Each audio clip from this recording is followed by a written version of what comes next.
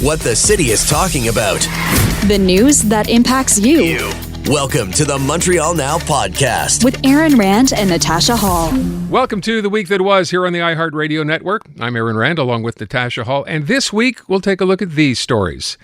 Well, you may be familiar with the expression, music soothes a savage beast. Well, now there's research to back it up. We being the beasts. A study out of McGill University shows music can in fact change your perception of pain. And surprisingly, perhaps, the type of music isn't consistent across the board. That story coming up.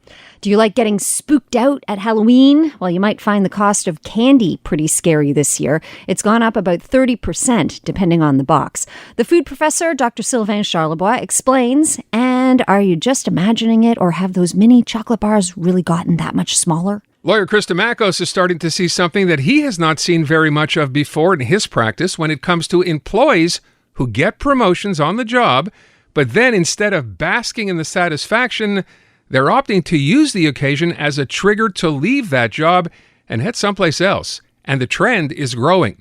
That story and the options employees should consider coming up. But we begin with this. If you've never heard of a humanitarian clown before, well, you're not the only one. But it really is quite extraordinary. Guillaume travels to war-torn areas around the world, trying to bring joy to those who need it most. He just got back from the Middle East and Ukraine, and he wants to go back as soon as he can. You definitely want to hear his story. So we are very, very lucky today to have someone we spoke to not that long ago. And I think when we did the original interview, Natasha, we were both kind of sitting back and thinking to ourselves, this guy is the absolute coolest. For someone to actually commit to doing something like this, you got to be, you have to be obviously a risk taker. You're made of something special. To want to be able to work with people who just need to be, first to realize someone does care about them and you want to put a smile on someone's face or bring a little bit of joy to someone's life is in and of itself obviously a very worthy and noble cause. Guillaume Vermette is from here. You're from Trois-Rivières. Yep. And we were just chatting during the break when news was on, and you started doing this. You're now 35. He's a humanitarian clown, You started doing this when you were 17, 18 years of age. Yeah. You went to clown school. I did. It's a thing. I went to clown school. It is. So we know, like, people go to Cirque du Soleil. That's, you can train in a clown school. Mm-hmm. But then you took a hard left and decided, no, you didn't want to do the traditional clown thing. So how did you make that decision? Actually, I became a clown with the dream of becoming a humanitarian clown. I was also convinced it was my idea. I made it up that I was the first humanitarian clown ever. And then I've learned about people like Patch Adams and other organizations all around the world. Clowns Without Borders is one of them. But the moment I decided that, I was 18 years old. I was working in Salouit. It's an Inuit community up north in Nunavik, the northern of Quebec. Mm-hmm. I was really young. I think I was 17 or 18 years old. And I was working with kids, teenagers that were almost my age sometime. And we built a very special relationship. And many opened up to me and confessed that they wanted to die. They wanted to die, and it broke my heart, and I wanted to do something about it. I felt a responsibility, and at that time, I thought I would become a psychologist. Mm-hmm. I was on my way. Actually, I studied psychology as well, not only clown school. And I was like, what can I do? Like, I did my best, and I'm just 17 years old. What can I do more?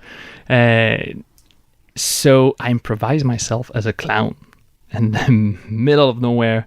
In Nunavik, I put a horrible clown wig on my head. I knew nothing of clowning. I thought, like everybody else, it's just silly, funny stuff. I didn't know yet that it's only a type of theater where you connect with the public through emotion. It doesn't have to be funny. Mm-hmm. It doesn't need a costume. It's not for kids. It can be for anyone anyway. So I failed miserably at being funny because I knew nothing of it. But I had a genuine connection. And it did put smiles and on faces and stars and eyes that rarely have them. And this is when I realized it was just an intuition at first, like there's something there. There's something important, magical. I want to do that in my life. I'm going to be a humanitarian clown. And I had the dream. And since then, I just charged into the project where 18 years later, it's all my life. And I did it for a long time, full-time volunteer, $0 a year, traveling 10 months a year, living in my backpack, no home, no car, no nothing, fully volunteer. Now I don't make much money, and I travel more like 3-4 months a year, but it's still my main thing. It's all my life. And then you do speaking engagements about it. But I mean, I'm thinking about that connection that you talk about. They need it. and you feel in that moment that they need it. They're under the worst. The people that you are performing in front of or with, even, because I feel like it goes beyond just being on a stage, right? Yeah. You're feeding them something that they desperately need. They're in the worst of circumstances. The pressure must be immense on you to try to make that connection and to try to make them smile. Well, the pressure kind of go down when you look in their eyes because, clowning is just a trick to connect with them. It's a fantastic tool. It's communicating through emotion and physicality. We call it physical theater for a reason. So it's like a language for me. I've worked in more than 40 countries. I go in hospitals, refugee camps, orphanages, nursing homes, all sort of places that what they have in common is that people ask me to go there often because there's a huge crisis, there's a huge need, and whatever the need is not for me to decide. I get there, I'm at their service. I listen, I look at them in the eyes, I try to connect with them, and I have to realize, do they need love, laughter? Do they need to share their emotion like sadness? There's various projects with various objectives and issues. And each place I go, nursing home or refugee camps, for example, are two very different reality, and they need two different training and preparation for it. So I'm curious, when you first walk in, depending on the venue, what's reaction from people you're there to try to connect with? Because sharing is a hard thing to do for people. They don't know you. So how does that come across? What are they? I mean, they're looking at you and they think you're crazy. They think they appreciate that you're there. What's the initial reaction? It varies quite a lot. Like, I'll take a random example. Recently, I was in Ukraine, and Ukraine is at war, as we know. And I went to in a hospital for injured soldiers, grown-up men, soldiers.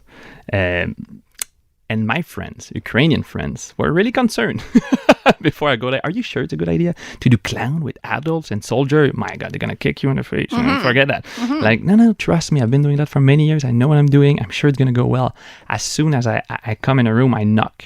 I always ask permission, and I listen. I take my time. I go slow at first. And I say hi. And when at first they're like, who's that guy?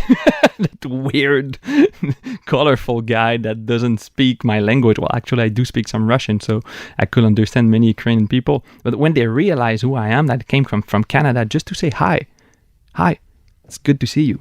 Can I be your friend? You're there for them. And that opens the door. They, all the time in this particular hospital, that place, they started crying. Grown-up men, sometimes without limbs, will start to hug me and cry in my arms. Like, most of the time, it's just that. It's just taking the time, opening your heart, your ears, your eyes, and just being there. And sometimes nothing's happened, but usually magic happened pretty quickly. So that's a kind of a knowing somebody cares. Exactly. You've taken enough time, enough trouble, you care, and that is enough sometimes just to begin that conversation or their reaction. Yeah, for Ukraine, that was the main thing, the big thing. Like, solidarity was maybe the main word that will bring back from Ukraine. Just being there for them was enough. I didn't need to do anything else because you care.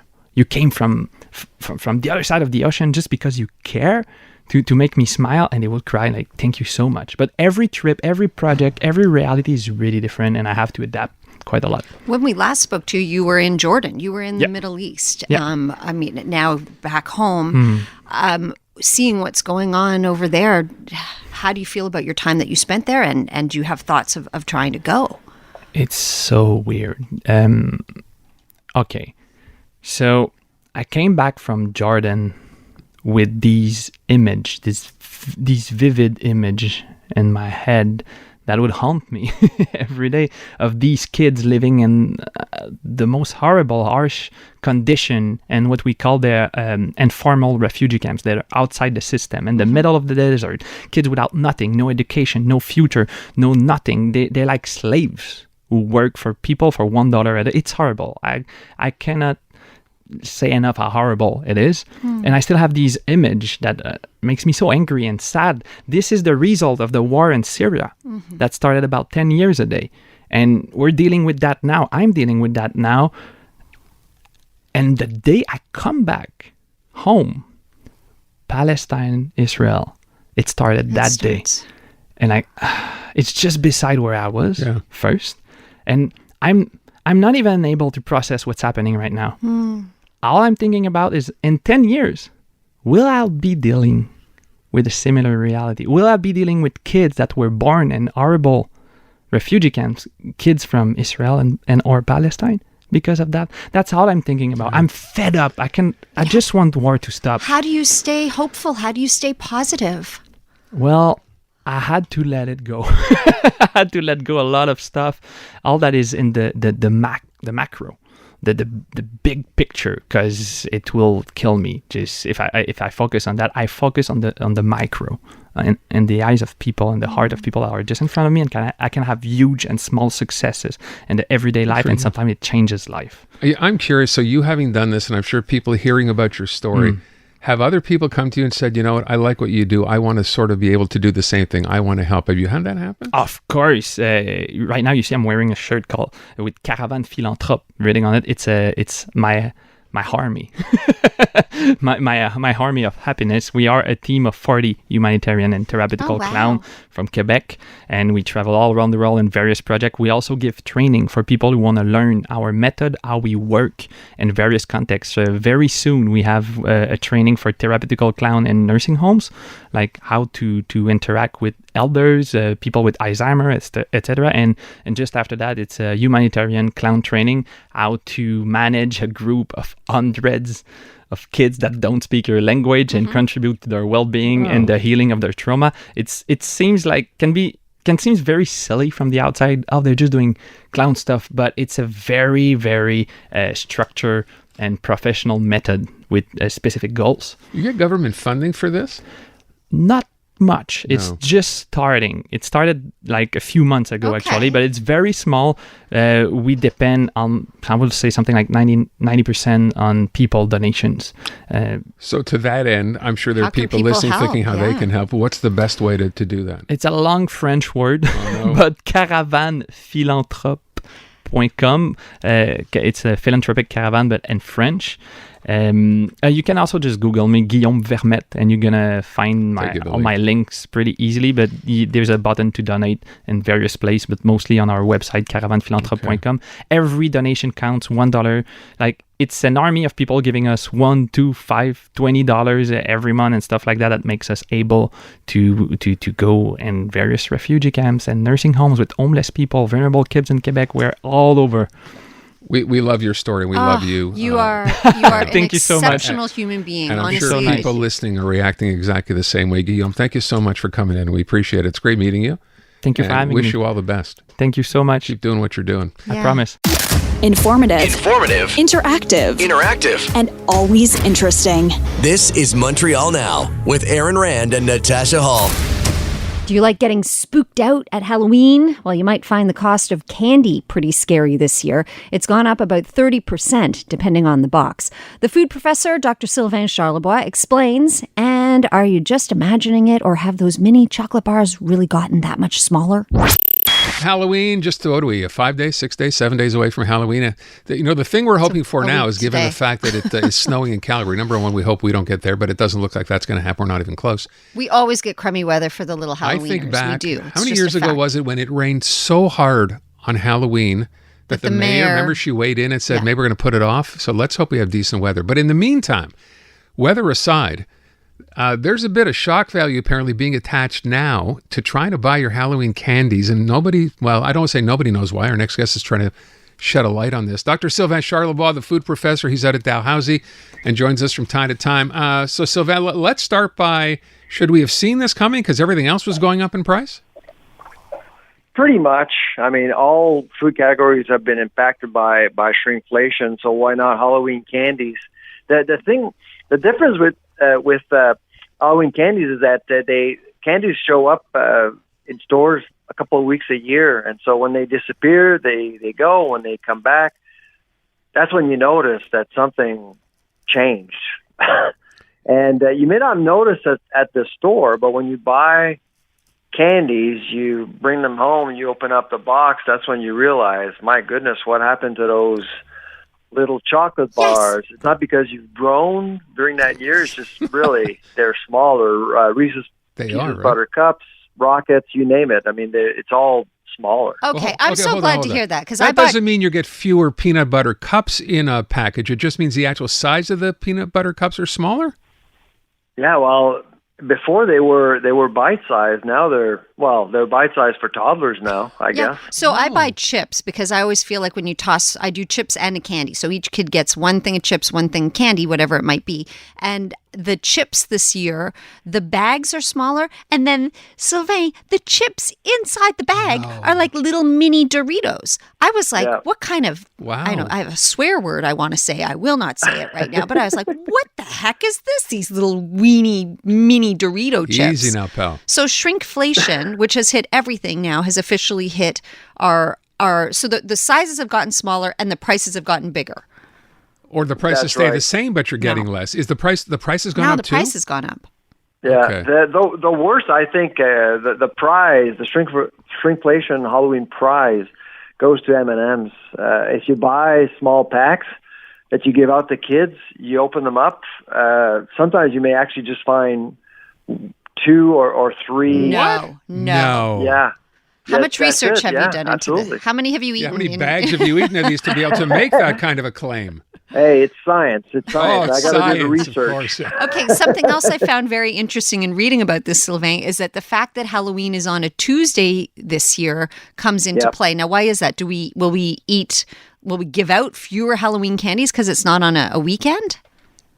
Well, it's less likely that your mayor will cancel Halloween because it's far off from the weekend.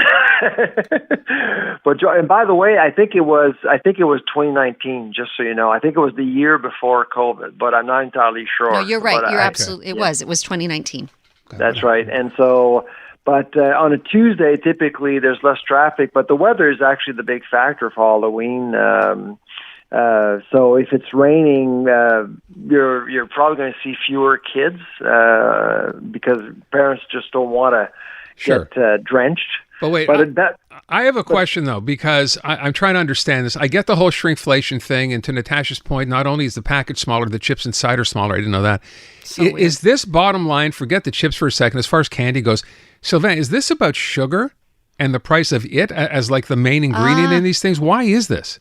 Oh yeah, no, absolutely. So sugar, if you look at sugar prices right now, they're at a 12-year high. We haven't seen prices like this since 2011, and even cocoa. I mean, there's not a lot of cocoa in Halloween candies, to be honest. Mostly it's milk chocolate, but cocoa prices are at a 44-year high. So what?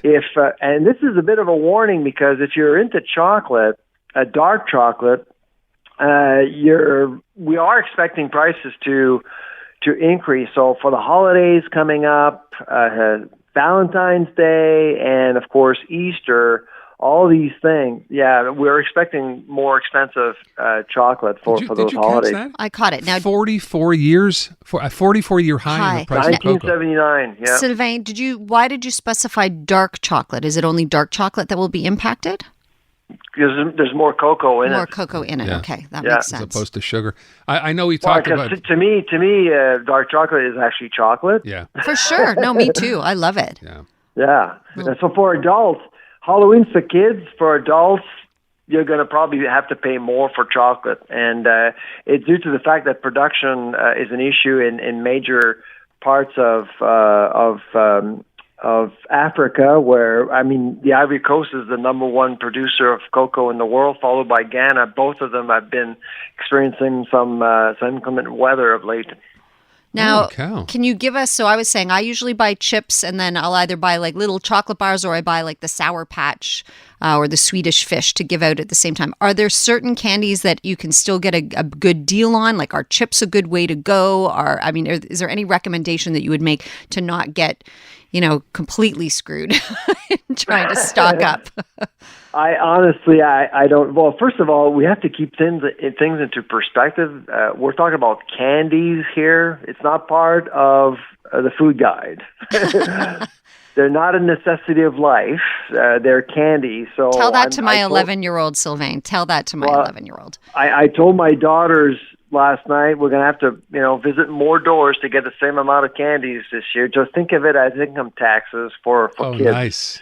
And they're fine with that. By the way, someone just sent a text in as we're talking, going, for crying out loud, just go to Dollarama to buy your candies. Once you see the prices, you never go anywhere else anyway. No, it's expensive at Dollarama too. Is it? Yeah.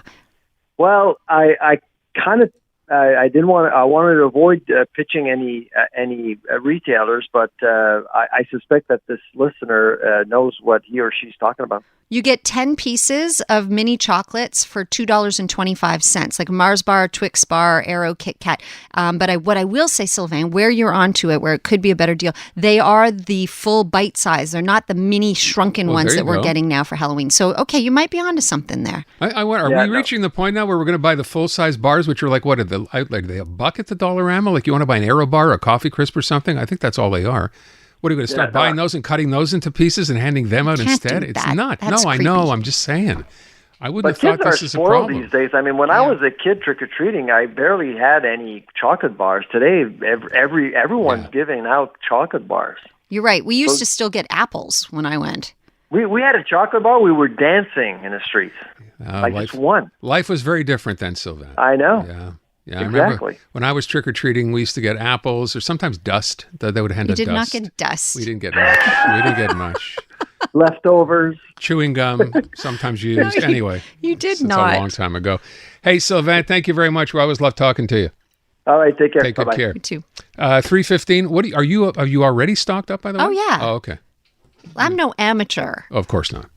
I mean, you got to be organized. Now, what I will say is that we have made the fatal error of buying and then eating. So we bought 2 big boxes of chips and a giant thing of Sour Patch. And my kid, I keep finding the wrappers around the house. So it used to be, we did not buy the chocolate bars this year because that's Dave's issue. I'll find the little chocolate bar wrap. He eats those. Okay. But the Sour Patch ones, he's not eating. Okay.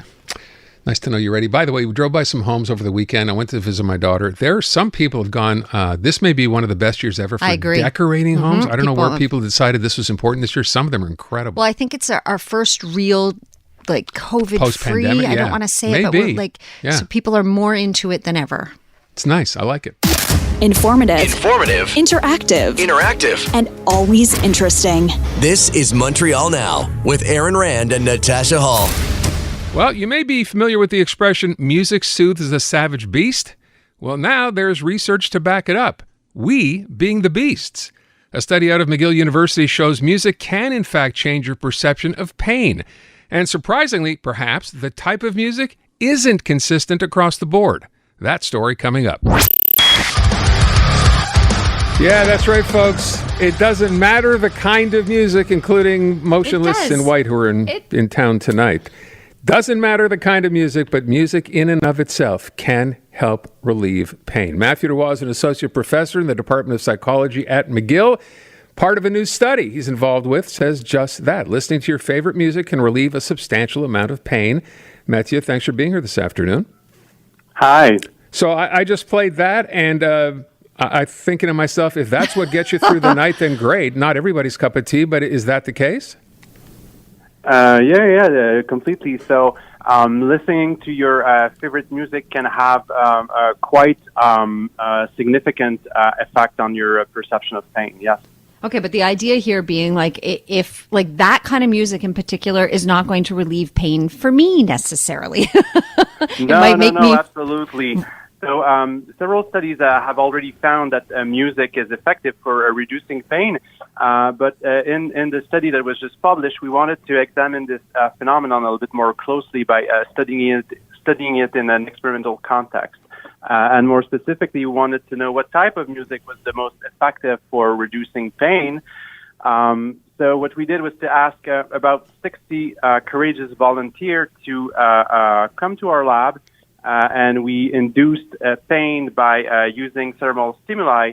And there we compared the effects of 2 types of music. So one type of music was relaxing music that came from a popular music therapy app.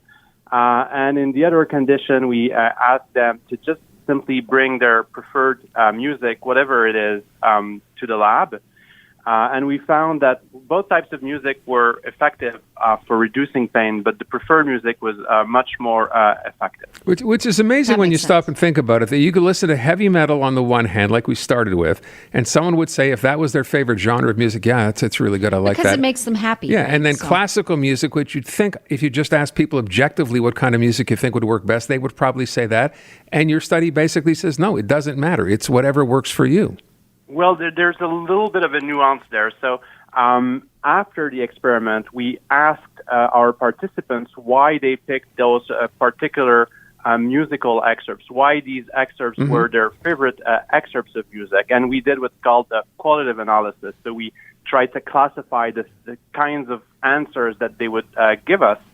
And there were all sorts of reasons, but we found that those participants who described the music as being moving, emotionally intense, a little bit bittersweet with feelings of longing, a little bit, kind of sad or nostalgic. So the participants who selected those types of musical excerpts experienced the greatest reduction in pain. Oh, so really? Maybe there's a special kind of music that is advantageous to choose. So you're That's saying Adele is fascinating. great for pain, is what you're saying. If you listen to Adele, you'd probably be pain-free. If I listen to what? Sorry? Adele. Adele, You know the- Adele? The British singer. Adele, yeah, Adele. Or I'm a big fan of Leonard Cohen, so we also fit into that style Cool. of music that is very poignant and emotionally loaded. So It moves and you. The other, yeah. So And you the wrote other thing- about musical chills. I understand that was part of the thing. So that's where that comes into play. Is it just that we have such an emotional response to some music that it almost serves as a distraction? So we might actually still be feeling the pain, Mathieu, but we're kind of tricked into not thinking we're feeling it? Yeah, so we're in the next study. We're going to try to understand a little bit more the exact mechanism causing the reduction in pain. So yes, you're perfectly right. The other thing that we found was that the degree of pain reduction was related to how much musical chills participants experienced while they were listening to the music. So these chills are an objective marker of, you can measure it with skin conductance and also measure the temperature of the skin. So they're a marker of the intensity of the emotion that they feel in response to the music. So there we have two hypotheses. One hypothesis is just that pleasure blocks pain, right? So pain and pleasures are two opposite phenomenon, and so inducing pleasure would just simply block pain. The other one is along the lines of what you mentioned. So if your mind is really focused on something that is important, more important than the pain, then this may also reduce the pain. I have a theory I'd like to offer that has nothing to do with your study, Mathieu, but I'm thinking as you're describing this, I'm imagining if you played music that someone really hated, really did not care for, that would focus their attention away from their pain and onto the music they didn't want to hear, and they probably feel better too. Yeah. It's very nice that you're saying that. This was actually my doctoral thesis was on this. We did exactly that. We picked up pieces of music that were very, very unpleasant. So for most people, those weren't even heavy metal or anything like that. It was pieces of contemporary music that's very dissonant. And anyway, so that kind of music even had the tendency to increase pain. So it seems that first and foremost, the music has to be pleasant, and that's also why we get stronger effects when we ask people to bring in their preferred music.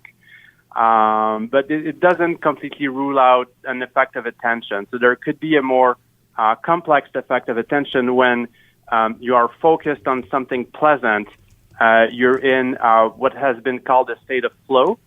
So musicians, performers, they will often report being in that state when they're performing. And as a listener, if you're really focused on the music, that the music can get you in a sort of like trance-like state that could produce the analgesic effects that we are seeing.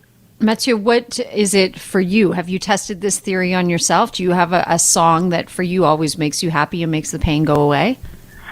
That's a good question, right? So what is our favorite music? So in my case, I think it varies. Musical preference is a little bit like appetite. So Yes, you'll go through a phase where you listen to a particular artist until you're fed up, and then you switch to something else. For instance, right now I'm listening to a French techno group called Ento. I really like it. But other times, I remember one time going to the dentist to have one wisdom tooth extracted, and I brought the Beethoven's Ninth Symphony. So that's what I was listening to at the time. So I love that too. The theory that like different music is going to it's going to sort of feed your soul in different ways depending on what you're living and kind of what you need. I love this. So much of this makes so much sense. Could this change how pain is treated in the future? Yes, absolutely. Where music therapy is already a relatively well established field, but I hope that with these more laboratory-based studies, we can provide even more theoretical foundations for the use of music therapy in hospitals. But we are certainly also studying this in the clinic with patients. That's also. I think this is great. I was kidding. Obviously, I didn't know you did your doctoral thesis on this, which is amazing. About the worse the music, the more it focuses away from the pain that you have. Like I would think, I'll just give you an idea, Mathieu, here for us. If I play this song and Natasha is in pain, I know this will take away her pain because she hates this music so much. Brian? If you're blue and you don't know where to go to, why don't you go where fashion sits? See, I know she hates that song, so it makes her forget about her pain. It's a love-hate relationship, really. Yeah, it may increase it, though. Never know. Mathieu, thank you so much for your time. We appreciate it. Well, thank you. Take care. Bye-bye. All right. Mathieu. I love this idea. And I'm thinking, too, I'm conjuring up all these ideas. Imagine you're at your doctor's office, you're in pain, and your doctor has seen this study, but he's not going to play music, so he'll sing for you. And hopefully the singing is so bad that you'll be focused on his bad singing and not realize how much pain you're in. Let's just be clear here. For you are just looking for any excuse, any time to play taco Pretty much. on the Ritz. Only because I know how much you hate it. Informative. Interactive. And always interesting. This is Montreal Now with Aaron Rand and Natasha Hall. Lawyer Chris DIMAKOS is starting to see something that he has not seen very much of before in his practice when it comes to employees who get promotions on the job, but then instead of basking in the satisfaction, they're opting to use the occasion as a trigger to leave that job and head someplace else. And the trend is growing. That story and the options employees should consider coming up. Time to check in with our CJAD 800 legal contributor. That is Chris DIMAKOS, talking about a couple of stories today, including, I guess we can start with this new study reveals that employees are twice as likely to quit within a few weeks of getting promoted. What? So let me leave it right at that, Chris, and talk to me about what this is about. Talk to us and tell us what's going on here. Right. So they did a study based on when employees actually decide to leave their current employer, and they found out that about 30% versus about 15% of employees that leave do so very shortly after being promoted. And after talking to those employees and doing the research, they figured out that once an employee gets promoted, first and foremost, they start attracting more attention from professional recruiters. And at the same time, they want to test out and see, hey, I got promoted here. Maybe I could make more money if I work for a competing company or someone else. And that being said, sometimes they just want to test the market and look, hey, I have a new title here, a new promotion. Can I go and get more salary somewhere else than I am here? And so those numbers speak for themselves. There's no question that a promotion is a good thing, but legally speaking, there are some concessions you make when you decide to take that strategy. There are some legal advice I would give someone who says, I have a promotion now, should I start testing the market and look what's out there? There are some things you should look out for. Okay. I just want to go back. That would have been the last thing I would have thought of. I was thinking when you said, 29% after a promotion, thinking perhaps it wasn't the promotion they had hoped to get. That's what I was thinking, was it? too. Okay. And then they leave and go somewhere else because they figure they could do better, but that's not what you're saying. No, well, the study is not. The study is saying not you. They spoke to these employees, and these employees were just saying, "Hey, I had a promotion, and I wanted to see if I can make more money somewhere else, and they wanted to see if there was more benefits and a different work environment." So It was more like, "Hey, I got this shiny new title. Let's see what I can do with it now," instead of just saying, "I got a promotion here. Let me put my head down and keep working, and maybe hope for another promotion." They wanted to test the waters, and So they're more likely to leave than someone, for example, who wasn't getting promoted, which is the regular rate of about 15 to 18%. Okay. But that's the main reason they left. It wasn't because they got promoted and they weren't getting enough money. They just wanted to test out the market and see what else they can get. And maybe what else is on TV, right? It boosts their confidence, right? And they think suddenly, hey, if I'm good, I had thought that the same as Aaron, or that perhaps they got the promotion and they thought, you know what, I still don't like this place. I still don't want to work here, even with the promotion. Yeah, and I was hoping I might get something better. Yes, it's a promotion, but I was hoping for more. But nonetheless, right? But go ahead. It's very possible. Also, when you do get a promotion, sometimes it's advertised on these professional, like social media sites like LinkedIn. And a lot of times recruiters look for that. They look for that. They look for promotions. They look for title changes. And sometimes they're not even looking for another job. They just start getting inboxed and they start getting emails saying, hey, I noticed you were promoted. That's great. You might want to test to see what's out there. You probably can make more money. So sometimes it's not even a question of, it's not on their own initiative. Sometimes they're just getting attention from recruiters without even looking for it. They just get it and then they decide to test it out. Okay, now I noticed that in the story you've included some lawyering stuff, you being a lawyer and all. Right. You say is if a rival company, for example, is offering you a $10,000 salary bump to switch over, how would a lawyer quantify the value of staying where you are rather than just looking at those numbers and going, wait a sec, that's a lot more money than I'm making now? Right. So having read, I don't even know how many hours, but having read hours and hours and hours of judgments and where employees were promoted and then fired and then constructive dismissal, I realized that when someone offers you $10,000 to jump ship and go to a rival company, the one thing you have to consider is what you're leaving behind. And it's not just salary. For instance, when you get promoted, the company is basically making a legal admission that you are a good employee and that you are excelling at what you do. And what happens when you have that in your back pocket, it's if ever the company looks to terminate you for reasons that are not transparent and they want to get rid of you because it's a personality conflict, because your new boss doesn't like you, well, that promotion is a great legal tool strategically to be able to defend against that. And when you're talking about severance and reasonable notice that you would win in a court case, that's way more than a $10,000 bump on salary. And if you jump ship, you leave that on the table when you leave. You start from scratch.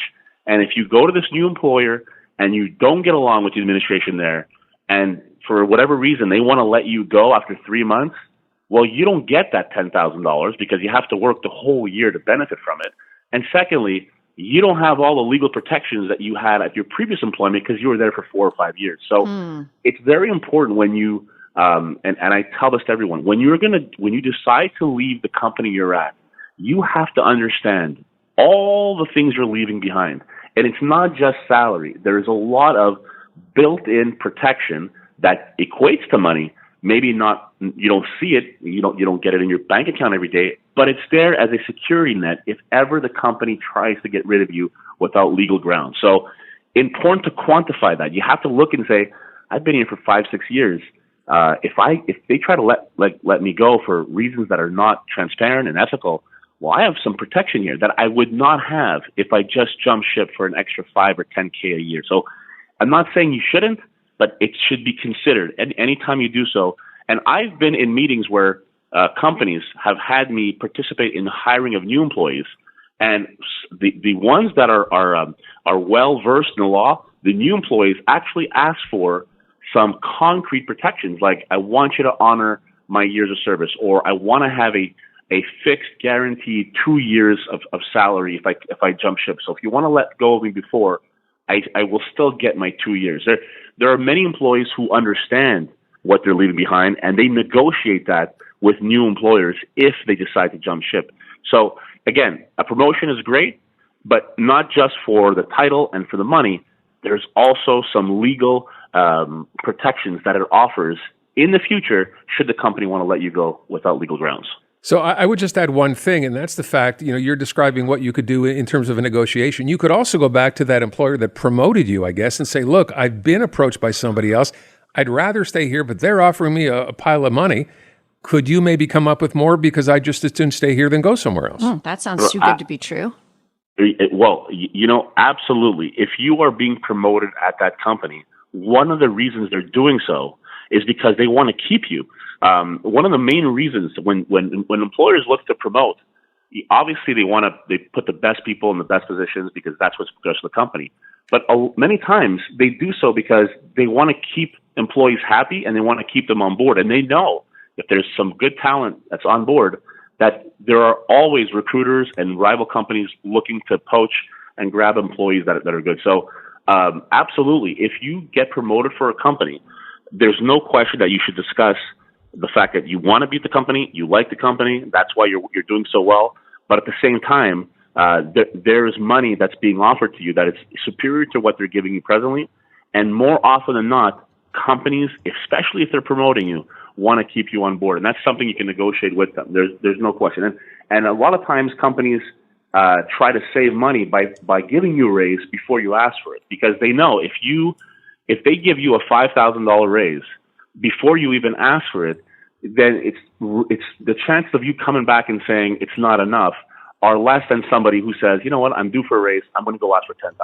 So sometimes companies even say, give out a raise before they even ask for it.